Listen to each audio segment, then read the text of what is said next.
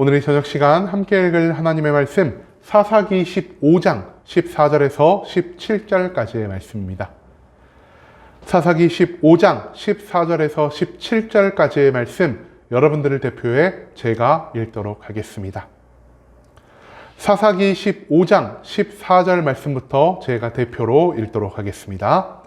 삼손이 레히의 이름에 블레셋 사람들이 그에게로 마주 나가며 소리 지를 때 여호와의 영이 삼손에게 갑자기 임하시매 그의 팔 위에 밧줄이 불탄 삼과 같이 그의 결박되었던 손에서 떨어진지라. 삼손이 나귀의 새 턱뼈를 보고 손을 내밀어 집어들고 그것으로 1000명을 죽이고 이르되 나귀의 턱뼈로 한 더미 두 더미를 쌓았음이요 나귀의 턱뼈로 내가 1000명을 죽였도다 하니라. 그가 말을 마치고 턱뼈를 자기 손에서 내던지고 그곳을 라맛 레히라 이름하였더라. 아멘. 오늘 이 시간 우리는 꾸준히 사용하시는 이라는 제목을 갖고 오늘 우리가 읽은 하나님의 말씀 함께 나누는 시간 갖도록 하겠습니다. 반복되는 타락 속에서도 여전히 이스라엘을 구원하고자 하시는 하나님의 사랑이 나타난 사사기 15장의 말씀을 갖고 함께 나누는 시간 갖고 있습니다. 오늘 본문 말씀 가운데에서 우리는 계속해서 이어지는 삼손의 행적에 대해 배울 수 있게 될 것입니다. 그렇다면 하나님은 삼손을 어떻게 사용하고 계시며 하나님의 임재함 가운데에서 삼손은 어떻게 반응을 하고 있는지 오늘 본문 말씀 한 절 한 절 찾아며 함께 알아보는 시간 갖도록 하겠습니다. 먼저 본문 14절 말씀에서 성경은 이렇게 말합니다. 삼손이 레히의 이름에 블레셋 사람들이 그에게로 마주 나가며 소리 지를 때 여호와의 영이 삼손에게 갑자기 임하시매 그의 팔 위에 밧줄이 불탄 삼과 같이 그의 결박되었던 손에서 떨어진지라. 이 14절 말씀에서 우리는요 삼손과 이스라엘 백성들 그리고 블레셋 사이에 어떤 일이 일어났는지를 찾아볼 수 있게 될 것입니다. 삼손은요 하나님의 사사로 블레셋의 압제에서 고통받고 있는 이스라엘을 구원해 그들에게 하나님의 평강을 주기 위해 세워진 존재를 알 수 있겠습니다. 그리고 삼손은 하나님의 뜻에는 온전히 순종하지 않았지만 하나님은 삼손의 주변 환경을 조금씩 변화시키시며 꾸준히 블레셋과 삼손의 분쟁을 만들어 내셨다는 것을 우리는 앞선 사사기의 말씀을 통해서 찾아볼 수가 있었습니다. 삼손은 성령의 역사하심 가운데에서 아스글론에 있는 블레셋 사람 30명을 때려 죽이고 그들의 재물을 약탈하는 모습을 보였고요. 그 이후에는 블레셋의 논과 밭과 과수원에 불을 지르고 다시 한번 블레셋 사람들을 죽이는 모습을 보였습니다. 이처럼 순종하지 않는 삼손을 통해서도 놀라운 승리를 하나님이 만들어가고 계실 때 여기서 삼손에게 불만을 가진 존재가 나타나기 시작합니다. 여러분 삼손에게 불만을 가졌던 존재 누구였을까요?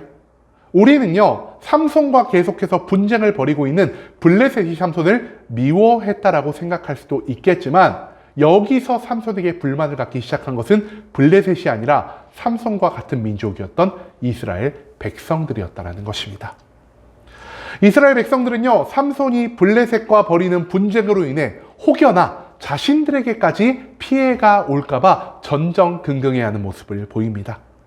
사실 이스라엘 백성들은요 하나님의 언약 백성들로 그들은 삼손과 힘을 합쳐서 블레셋을 물리쳐야 했음에도 불구하고 블레셋과 홀로 맞서 싸우는 삼손을 불편한 시선으로 바라보고 있었다라는 것이죠.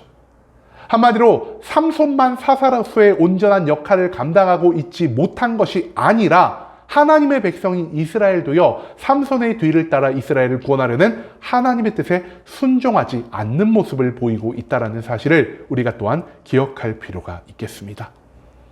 그리고 이제 실제 블레셋은요 삼손이 입힌 피해를 되갚아주기 위해서 그 당시 유다 지파에 속한 이 레히라는 장소로 군대를 모아 진격하기 시작합니다.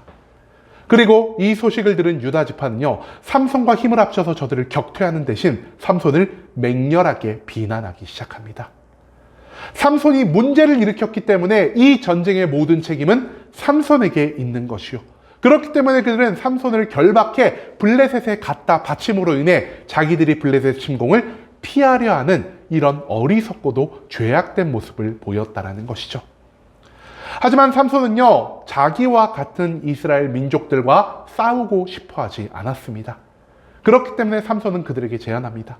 너희가 나의 생명을 이 자리에서 직접 끊어놓지 않는다라면 너희가 나를 포박하여 레히로 압송하는 것을 내가 용인하겠다. 그렇게 말을 하고 삼손은 유다 백성들에 의해서 온몸이 밧줄로 꽁꽁 묶인 채 블레셋 백성들이 진군하고 있는 레히로 압송되게 됩니다. 그리고 삼손이 레히에 이르러 블레셋의 무리가 삼손을 알아보고 소리를 지르며 그를 죽이기 위해 다가왔을 때 어떤 일이 벌어집니까? 삼손은 다시 한번, 즉 네 번째로 하나님이 주시는 성령의 충만함을 받게 되었다라는 것입니다. 네 번째로 삼손에게 성령의 충만함이 임하였을 때 삼손은요, 이전과 마찬가지로 엄청난 육체적인 괴력을 얻을 수 있게 되었습니다. 그의 온몸을 꽁꽁 싸매고 있던 밧줄들을 삼손은 마치 불탄 삼과 같이 완전히 끊어내버리는 모습을 보였고요. 온전히 자유로워진 엄청난 괴력을 가진 그 삼손은 블레셋과 1대1000의 대결을 벌이기 시작했다는 것. 그것을 우리는 이 14절 말씀 가운데에서 찾아볼 수가 있다는 것입니다. 그 다음 이어진 15절과 16절 말씀에서 성경은 이렇게 말합니다. 삼손이 나귀의 새 턱뼈를 보고 손을 내밀어 집어들고 그것으로 1000명을 죽이고 이르되 나귀의 턱뼈로 한 더미 두 더미를 쌓았으며 나귀의 턱뼈로 내가 1000명을 죽였도다 하니라. 이 14절과 15절 말씀에서 우리는요, 블레셋과의 전쟁에서 승리를 거둔 삼손의 모습을 찾아볼 수가 있습니다. 삼손은 앞서도 말씀드렸듯 성령의 충만한 가운데에서 엄청난 육체적인 괴력을 얻어 이 힘을 바탕으로 블레셋과의 전투에 임해야 했습니다.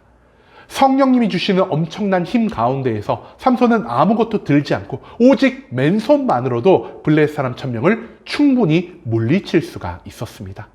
하지만 효과적인 전투를 위해서 삼손은 맨손으로 싸우기보다 나의 손에 무기가 들려있는 것이 낫다라는 생각을 했던 것 같습니다.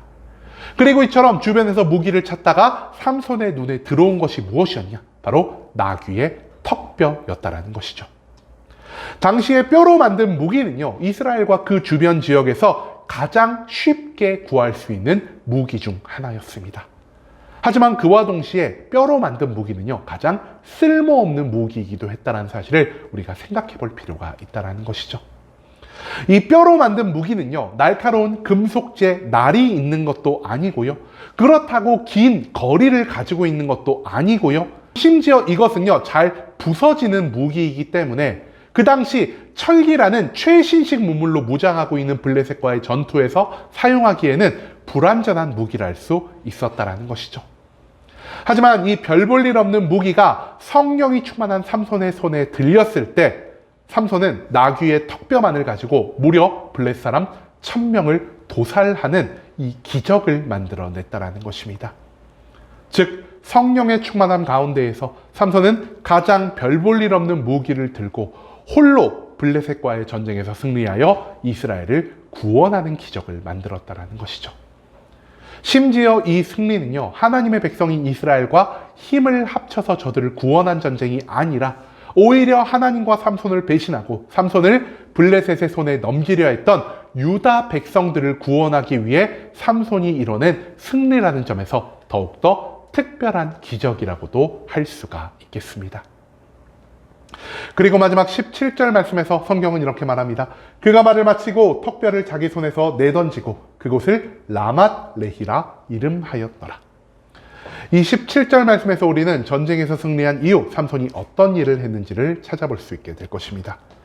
이처럼 성령의 역사하신 가운데에서 혼자서 그리고 가장 별 볼 일 없는 무기를 들고 블레셋 사람 1000명을 죽여버린 삼손은요, 그 지역을 라맛 레히, 곧 턱뼈의 언덕이라는 이름을 지어주게 됩니다. 즉, 이 지명을 통해서 삼손은 가장 별 볼 일 없는 턱뼈로도 자신에게 놀라운 승리를 얻게 하신 하나님께 영광을 돌리고 있다는 것이죠. 하나님은 불가능한 일을 가능하게 하는 분이시고요, 인간의 이성과 합리성으로는 도무지 상상하지도 못할 수없이 많은 일을 온전히 성취하는 분이라는 사실을 삼손은 이 사건을 통해서 깨달을 수 있게 되었다는 사실, 그것을 오늘 본문 말씀은 우리들에게 가르쳐 주고 있습니다. 여러분, 삼손은요, 하나님에 의해서 사사로 선택받았음에도 불구하고 하나님의 뜻이 아닌 자기의 만족과 자신의 유익을 먼저 생각하는 자였습니다. 계속해서 하나님은 삼손에게 성령의 충만함을 통해 살아계신 하나님, 전지전능한 하나님, 삼손을 향한 사랑과 계획을 멈추지 않으시는 하나님의 모든 모습을 보여주셨지만, 그럼에도 불구하고 삼손은 하나님의 사명자로 살아가는 것보다 나의 계획을 먼저 쫓아가는, 나의 목적을 먼저 쫓아가는 그런 어리석은 삶의 모습을 계속 보였다라는 것이죠.